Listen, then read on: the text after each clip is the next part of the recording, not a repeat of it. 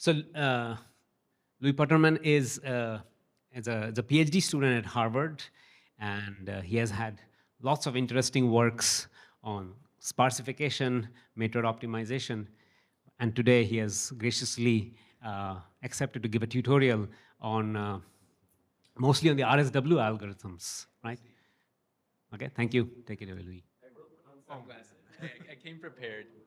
It's not because I'm super cool. It is very bright. You guys should come and check it later. But yeah, so I'm very excited to talk about some more recent advances in cut query algorithms. Thank you to Deepranav and Sagni for hosting the workshop. It really is a pleasure to be here. And so I'll just dive right in and pick up where Deepranav left off. So remember, we're going to talk about this cut query model in graphs. The way this works is that we're given this graph G, vertices V, and edges E, except we don't actually get to see this edge set E in the graph, right? Instead, the only access that we're given to the graph is through this cut oracle. And the way this works is you get to choose some subset S of the vertex set. You send that set S to the cut oracle, and then the oracle reports the total weight of those edges that are cut by the set S. Right, so if we have this graph here at the bottom, maybe we can choose some set S to send to the oracle, like these two vertices here on the bottom. When you send that to the oracle, it'll check, what are all the edges that are cut by this set. In this case, it'll be these 6 edges. And so then the oracle will just report the number 6. That'll be the response to this query.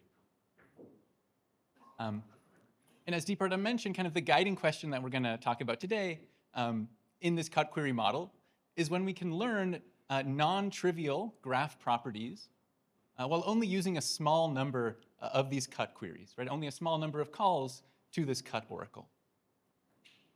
And so just as like the architecture of this talk, I'm primarily going to talk just about this really beautiful and kind of pioneering work of Rubinstein, Schramm, and Weinberg in 2018. And so what they sought to study is, we have all these basic foundational questions in algorithmic graph theory. Which of these problems can we solve efficiently just by being given access to these cut oracles? And so what they showed is that you can compute, for instance, the global min cut of a graph in just O tilde n cut queries. You can build cut sparsifiers in O tilde n cut queries. And you can even compute ST min cuts in just n to the 5/3 many cut queries. So for today, my plan is to just kind of go through the techniques that underlie these results. And when applicable, I'll talk also about some more recent developments that have happened in the time since this 2018 paper, because it really did set off like a pretty substantial line of research. And so with that said, it is worth kind of thinking at a high level, why was it this one single paper that made all these advances in the cut query model? And I think a lot of it boils down to this one key insight that they made in their paper, which is that when you're given access to a graph through this cut query oracle, it actually allows you to simulate random sampling of edges in your starting graph. And so just as a warm-up, I'm actually going to walk us through, and we're going to see how you can do this kind of edge random sampling just via your cut queries. And so the goal here is you're given a graph G, vertices V, edges E, and your goal is to output a uniformly random edge, E, from your edge set. And so I'll first give you the pseudocode, then I'll walk you through an example. It turns out it's not a super complicated procedure, so it won't be too bad. So the algorithm, the first thing you're going to do is you'll compute all of the vertex degrees in your graph. Right? And you can observe this is a very easy thing to do in the cut query model, right? Because the degree of a vertex is just equal to the size of the singleton cut that's defined by that one vertex. So to compute the vertex degrees, you just make all the singleton cut queries in the graph. The next thing we'll do is we'll choose a vertex V at random with probability proportional to its degree. And the intuition you should have now is that we're going to try to uniformly randomly sample an incident edge to this vertex V. And because we've kind of weighted the vertices in this manner, this will in fact define a uniform distribution over the edges in the underlying graph. But this now means, okay, we have to find a random edge that's instant to the vertex V. How do we do this? The answer is we're going to do a kind of modification of binary search. So we let S denote all those other vertices in the graph. And now we split S into 2 equal parts. Right? We'll call them S1 and S2. Using cut queries, I'll compute the number of edges that goes from V to S1 and compute the number of edges that go from V to S2. And now what I'll do is I'll kind of just recurse, I'll kind of iterate in my binary search by choosing the set S to equal Si with probability that's proportional to the number of edges that goes from V to Si. Right, then I'll just repeat this procedure with this new set S. And in each iteration, you kind of halve the size of the set S, and I'll terminate when the size of the set S equals 1. Right, at this point, I'll have discovered a single edge in the graph that goes from the vertex V to whichever vertex is that single vertex that's in the set S. And we can take a look kind of graphically, what does this actually look like? So here's that same graph G that we were looking at before. And the first step in our procedure is that we compute all the vertex degrees. And now we choose a vertex V with probability proportional to its degree. Right? So maybe we choose this vertex up at the top left. The next thing we do is we take all the remaining vertices in the graph. We split them into these two groups, S1 and S2. And now we compute the number of edges that go from V to S1 and the number of edges that go from V to S2. And it's worth taking a step back here. Why is this an operation that we can do in the cut query model? Right here, I'm assuming that it's very easy to compute the number of edges that's going from V to some arbitrary subset, S1 or S2. And it turns out it's actually just kind of a formulaic reason. If I want to compute how many edges go from V to S2, all I have to do is query how many edges leave V, how many edges leave the set S2, and compare that to the number of edges that leave V union S2. Because the only edges that won't be counted in this final term are all of those edges that are going between V and S2. And so it gives you a very easy way to compute these quantities, the number of edges going from V to any arbitrary subset. The next step of the algorithm is just to recurse proportional to the edges. Maybe in this example, we'll choose to recurse on the set S2. So then we again split S2 into its pieces, and so on. We continue recursing. My whole point in saying this is that it's actually a very easy algorithm when it comes to sampling a random edge in the graph. In particular, the claim I want to make is that once you know all of the vertex degrees in the graph, right, which is just kind of like a pre-processing phase, right? You spend these n queries to learn all the vertex degrees. Once you know that information, randomly sampling an edge is extremely easy, right? It just requires some order log n many cut queries. And so this is the starting observation from this work of RSW. Right? Now that we have this kind of subroutine, how do we use it to solve all of these amazing graph problems? Right? Let's see what we can do with this. So that's kind of the warm-up. Right? This is the first observation of their paper. Let's now see how we can use it to solve this problem of global min-cut.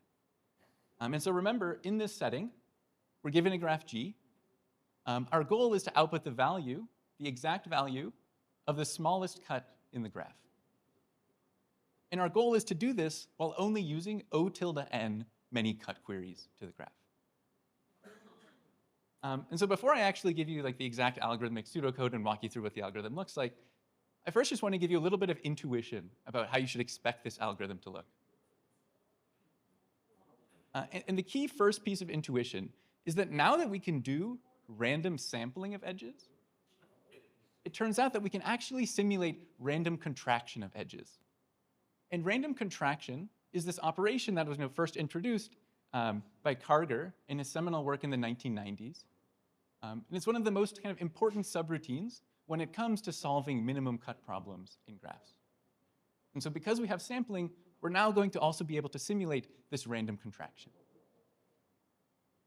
The next observation is that once we do enough iterations of random contraction, the contracted graph will have fewer and fewer edges, right? We're merging components, we're losing edges in the graph. Eventually, the contracted graph will have fewer edges. And this means that we can invoke all these results that Deeparnav is talking about. Right? When the graph has a small number of edges, you can in fact explicitly learn the entire remaining section of the graph. And now it's not a cut query problem anymore. Right? Once you've learned the entire graph, it's just some question about explicitly computing the min cut of a graph. And so this is the high-level outline for how the algorithm will work. I'll now actually give you the kind of more formal algorithm that does this.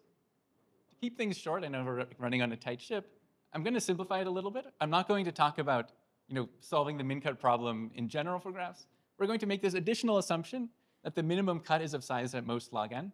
Turns out it makes the analysis much easier. So again, let's assume, again, we're given a graph G, min cut is at most log n.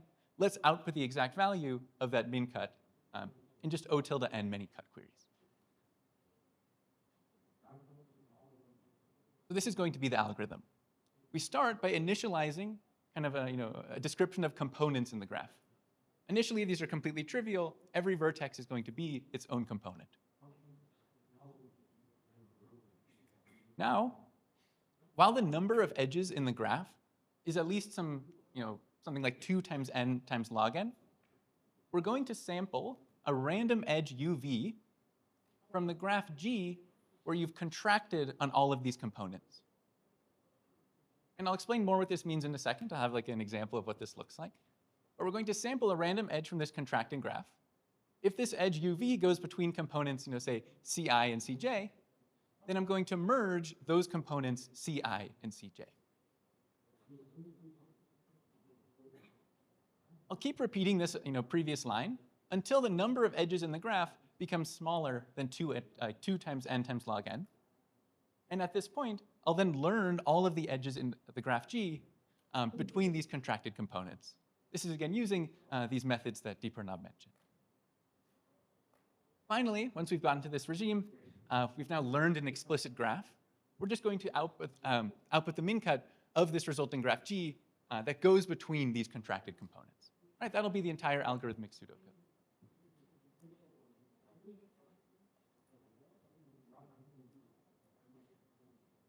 Great, so now let's take a look at what this actually looks like. Right, let's say that maybe this is our graph G that we're working with. And so the first thing that we're going to do is we're going to randomly sample an edge. Right, so maybe the edge that we sample will be this edge here on the top left, the one that I've colored red. So we find this edge, we contract it. Contracting, all it means is that you kind of merge the endpoints of this edge. Right, so now instead of just having vertices, we kind of have these contracted like super vertices in our graph. And the key observation that we need to make here is that it's very easy to kind of respect these contracted components when we make cut queries. Right, what does contraction mean? Contraction means that we're forcing 2 vertices u and v to always be together. And so when we do cut queries, if we want to respect this contraction procedure, all this means is that we always have to put u and v on the same side of whichever cut we're querying. Right? It's very easy to simulate cut queries in this contracted graph.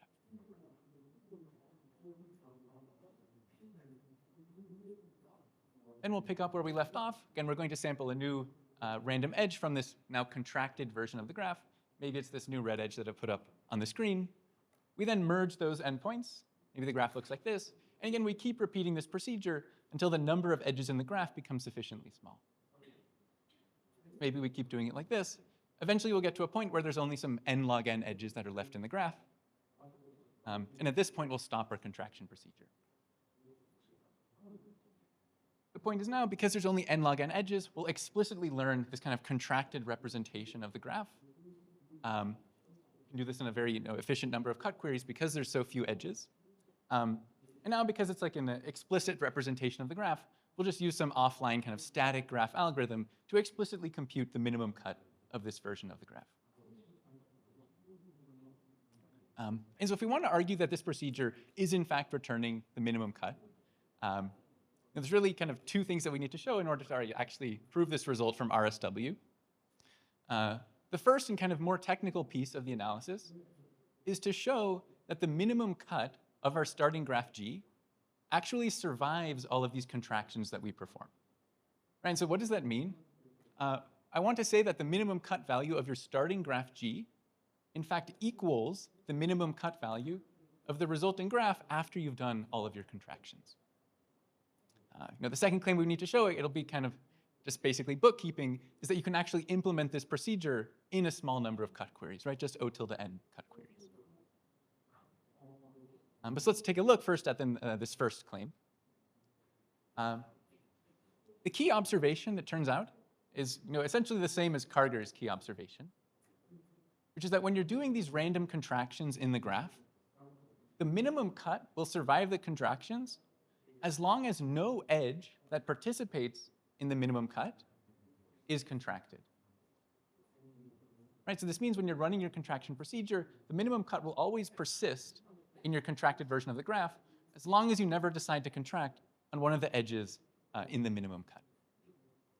And this lets us do a pretty easy analysis to understand what the probability is that the min cut kind of survives in the contracted version of the graph.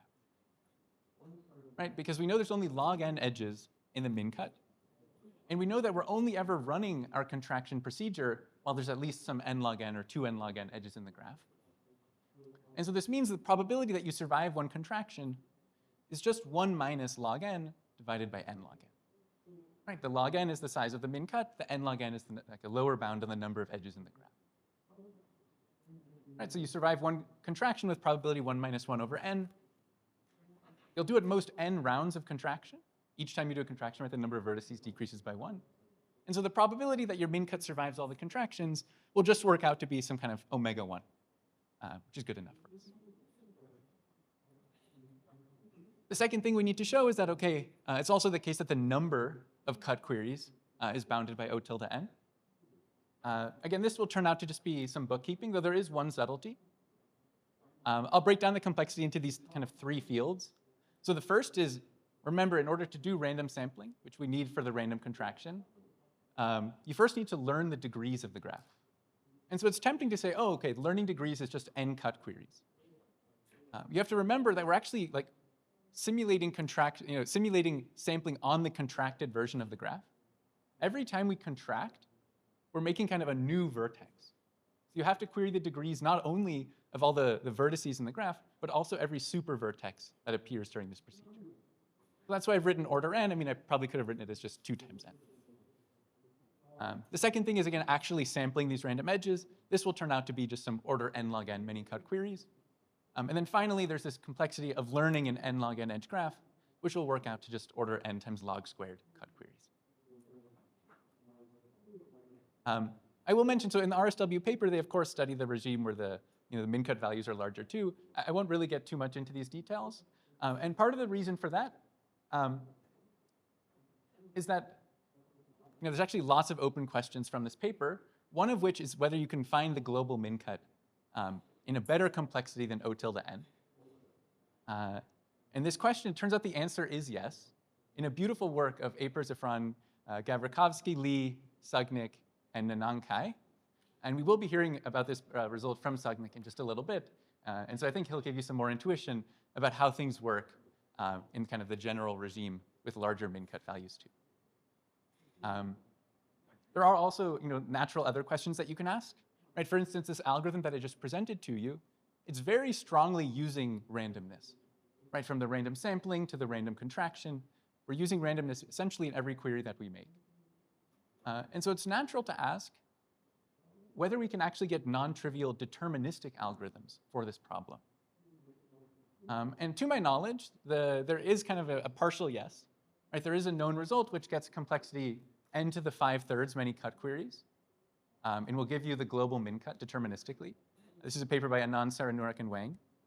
But there's still a pretty big gap between this and what we know with randomness, right? N to the 5/3 versus just this O tilde.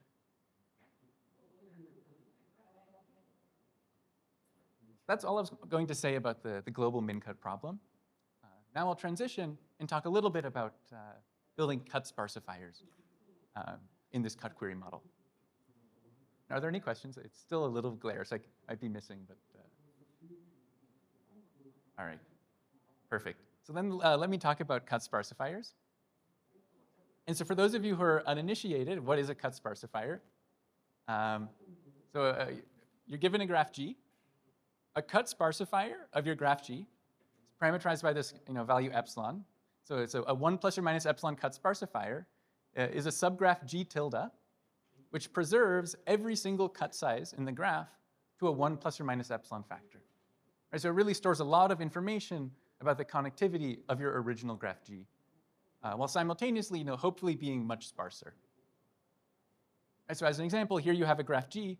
On the right, we have hopefully a cut sparsifier G tilde. The point is that if you look at any cut in the 2 graphs, maybe this cut at the bottom, it should be the case that the size of these cuts are basically the same between these 2 versions of the graph. Note that in order to achieve this, it will often be the case that you have to increase the edge weights in your sparse graph to compensate. Right? Because if you have fewer edges, otherwise the cut sizes would be smaller. So you're allowed to increase the edge weights in your sparse graph G tilde to make sure that the cut size is still approximately.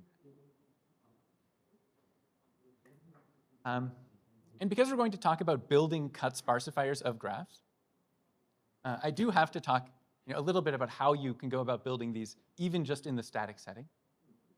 And this all really boils down to this work of Bencher and Karger from the 90s. And in particular, there's one very important quantity that we need to understand for building cut sparsifiers, and this is the strength of an edge.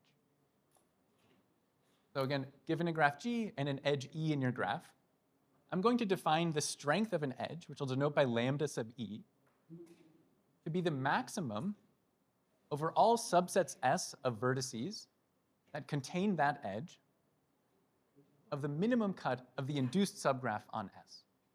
And so intuitively what you're trying to do is you're trying to find these big, very well-connected induced subgraphs that contain this edge E and have like a very large min cut, right? That's a certificate that an edge has large strength. And so just as like a very quick example, since some of you may not have seen this before, we can take a look at the same graph that we were looking at before. And let's maybe ask, what is the strength of this edge all the way on the top left, one that I've colored red? And so it's tempting to say, okay, maybe the subgraph which witnesses this edge having high strength is just the entire graph. That turns out it's not a very good witness, right? Because there's this very sparse cut that goes through the middle of the graph that just has two edges. Right? Instead, if you want to argue that this edge has high strength, you would instead point to this subgraph on the left, the one that I've circled, because this subgraph has a much larger min cut. It's much more well-connected than the entire graph as a whole. And so in this case, maybe you could argue that the strength of this edge is, I guess, like 5. Maybe that's, yeah.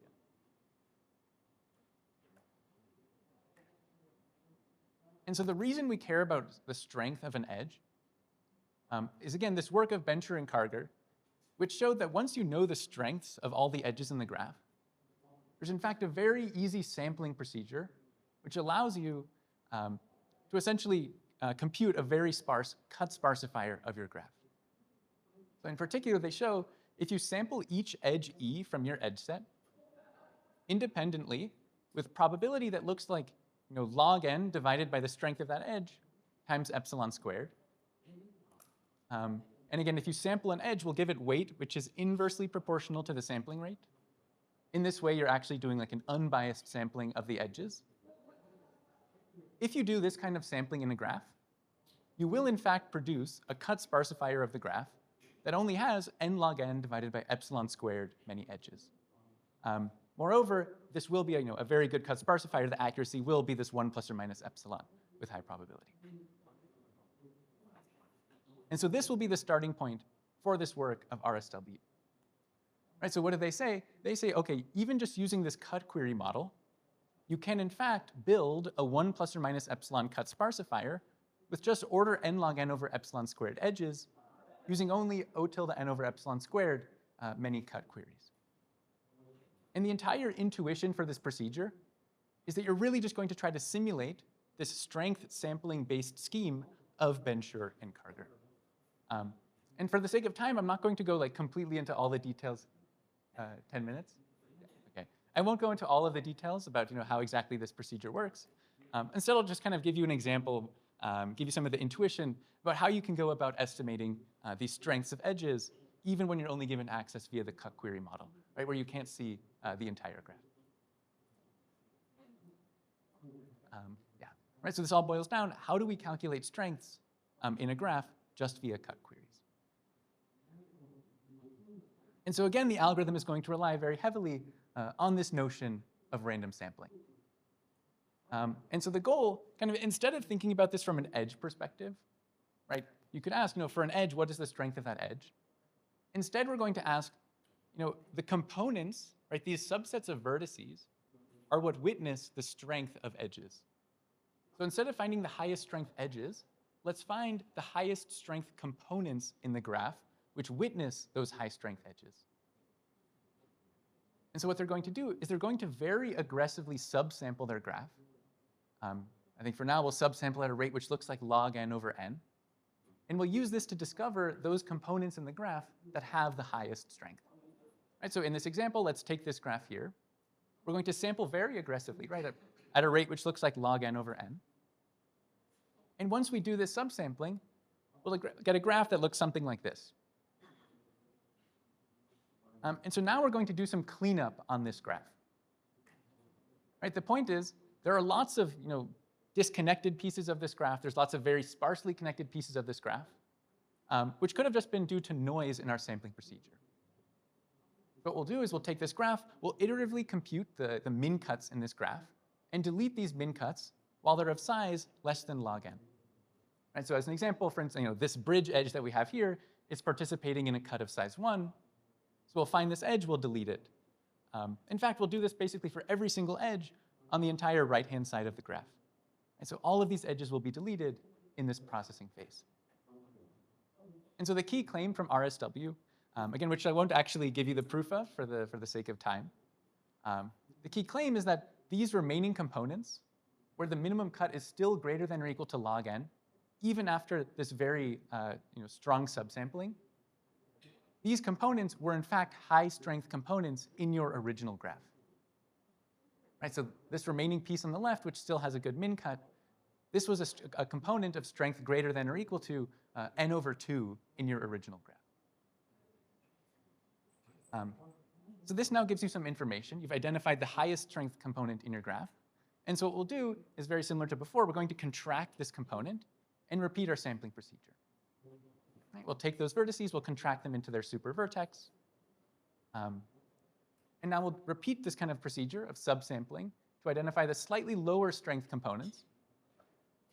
And in order to do this, we're just going to slightly increase our sampling rate. Right, so instead of the very aggressive log n over n, we'll instead use 2 times log n over n. And so again, the point is now when you do subsampling, you'll reveal some other components that have min cut greater than or equal to log n. Now maybe it'll be this piece on the right. So you can estimate the strength of this component, and so on and so forth. Kind of the way this algorithm works is that in the ith round, because we can do random sampling in the cut query model, we'll end up sampling at a rate which is like 2 to the I times log n divided by n. And this will discover those components who have strength in the range n over 2 to the I to n over 2 to the I minus 1. I won't go through this analysis, but RSW shows this entire procedure can indeed be done in just O tilde n many cut queries. And in fact, now that we have this procedure where we've identified all these strong components, this indeed suffices for strength-based subsampling. And you can build those cut sparsifiers that they promise. And so this is all to say, they then prove this result. You can indeed build 1 plus or minus epsilon cut sparsifiers in just O tilde n over epsilon squared many cut queries.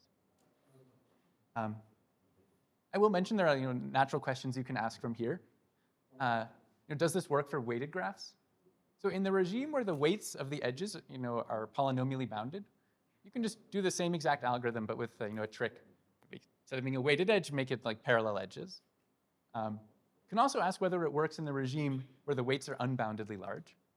The answer is still yes. A more recent paper of Plavrakis, Ragavan, and Weinberg, using the same O tilde n over epsilon squared many query.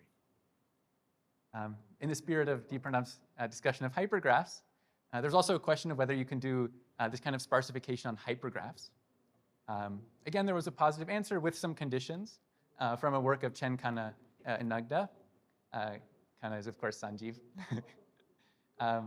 This uses poly-n randomized queries with the caveat that you're also allowed something called edge sampling queries. Because as Deepranath mentioned, otherwise you might not be able to recover a single edge in a hypergraph.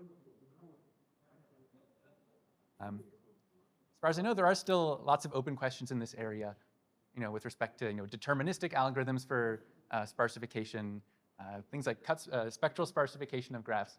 As far as I know, these questions are not known.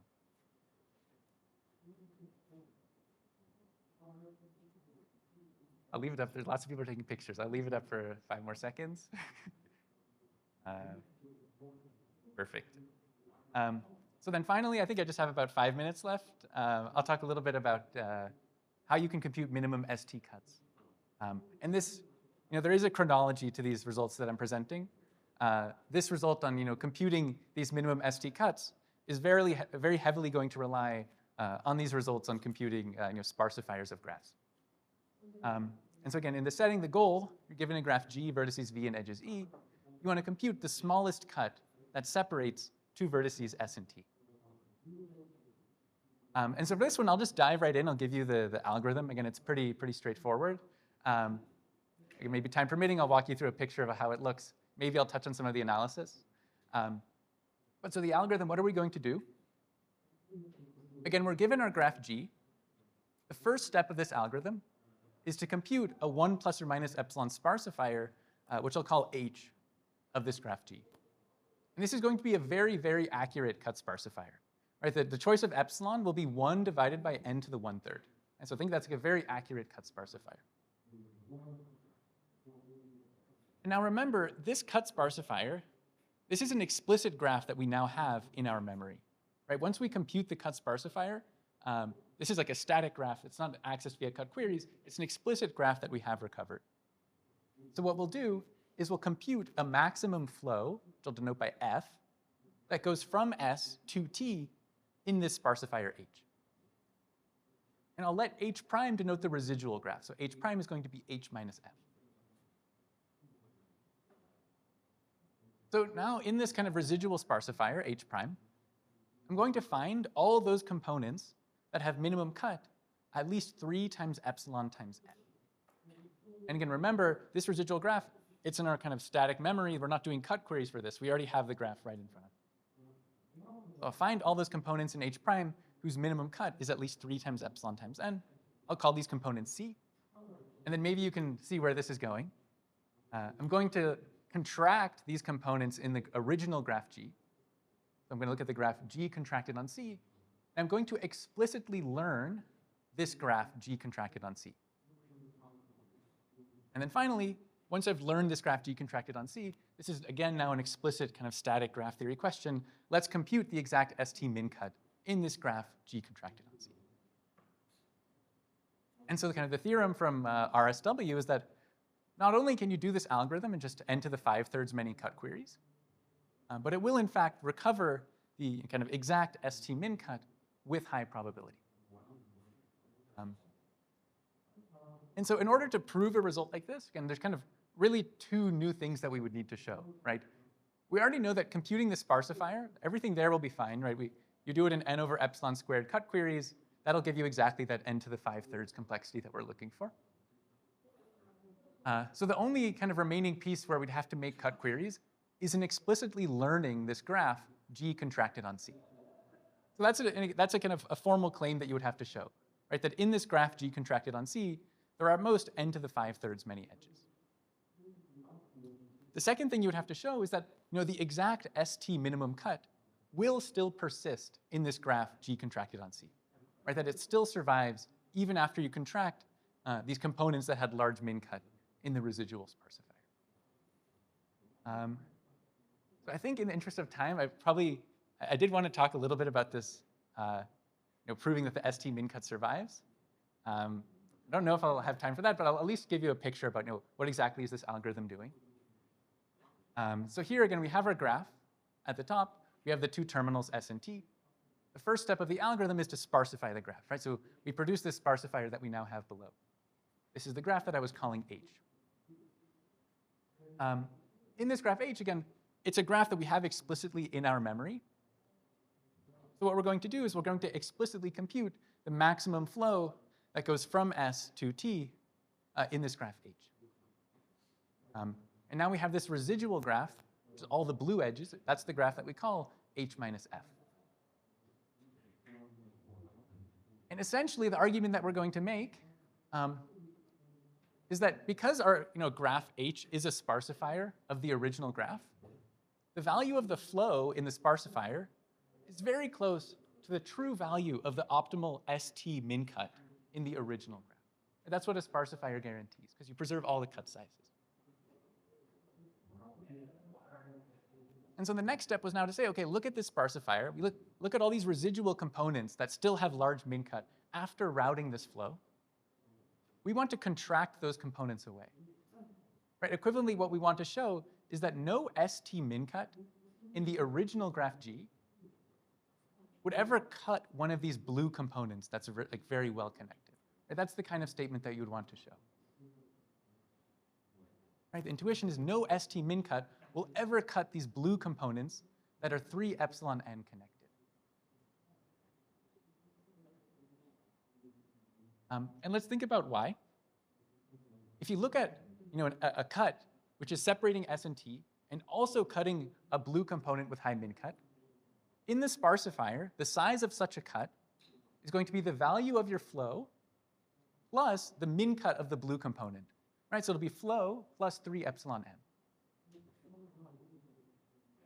At the same time, if you look at a true ST min cut from the original graph, you can compute what is its size in the sparsifier. It'll be strictly less than flow plus 3 epsilon times n. Right? And so this proves then, okay, no ST min cut in the original graph will ever cut one of these blue components, because the sparsifier, it would kind of violate the sparsifier guarantee. I'm going a little bit fast, but feel free to ask more questions. Again, you'd also have to show that the contracted graph doesn't have too many edges, but once you have this, you do then get the main theorem. So now I do want to just conclude with some open questions. Where are things going from here? So there's a very natural question of whether you can beat this n to the 5/3 for computing the ST min cut. And so there was some work on this at SOTA 26, where they showed you can get n to the 8/5 many cut queries. This was by Zhang, Nanankai, and Sawada-Malya. And even more recently, appearing at this STOC, there's a paper by Yotam and Roby, which shows that you can even get to n to the 3/2 many queries for computing ST min cuts. I will mention that here there is kind of an informal barrier which crops up, which is that the size of a flow can be as big as n to the 3/2. And so if your algorithm, in the course of computing an ST min cut, is also recovering kind of the flow, you shouldn't really hope to beat n to the 3/2. It's not a formal barrier, because you could probably compute ST min cuts. And in fact, I think Yotam's paper that we'll hear about will probably avoid computing the flows. But it's worth asking, is n to the 3/2 really the tight answer here? It could possibly be the case. And then lastly, there is still a question about getting deterministic algorithms. I think the best thing we know is still n to the 5/3 from this SOTA paper that I mentioned before. That's all I have. Thank you for your time, and I will hand it over to Sagnik.